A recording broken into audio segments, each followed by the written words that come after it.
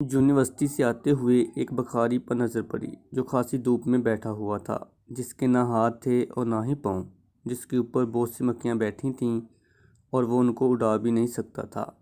کچھ دیر بعد مجھ پر یہ انکشاف ہوا کہ وہ نہ بول سکتا ہے نہ ہی سن سکتا ہے۔ وہ بھیک مانگنے کے لیے تو بیٹھا ہوا تھا، لیکن صدا لگانے کے لیے بھی قابل نہیں تھا۔ میں مسلسل اس کو دیکھتا اور یہ سوچتا رہا کہ اس بخاری کی جگہ میں بھی تو ہو سکتا تھا، پھر اس کی جگہ پر میں کیوں نہیں؟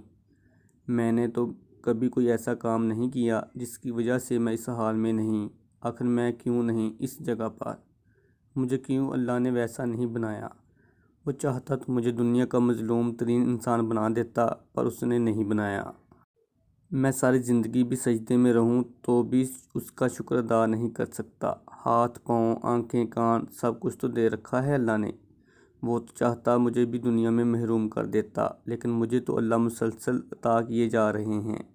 عطا پر عطا، مسلسل مہربانی، میری نافرمانیوں، کوتاہیوں کے باوجود مجھے دیتا ہی چلا جا رہا ہے اللہ۔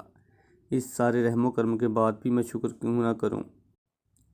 ان آنکھوں کا جن سے میں دیکھ سکتا ہوں، اس زبان کا جس سے میں ذکر کر سکتا ہوں، ان ہاتھوں کا جن سے میں دعا مانگ سکتا ہوں۔ اللہ کی دی ہوئی ہر نعمت کا کر ہم کیوں شکر ادا نہ کریں؟ اور شکر کا سب سے احسن طریقہ یہ ہے کہ ہم ابھی سے، آج سے اللہ کی اطاعت اور حضور صلی اللہ علیہ وآلہ وسلم کی غلامی کا عہد کر لیں۔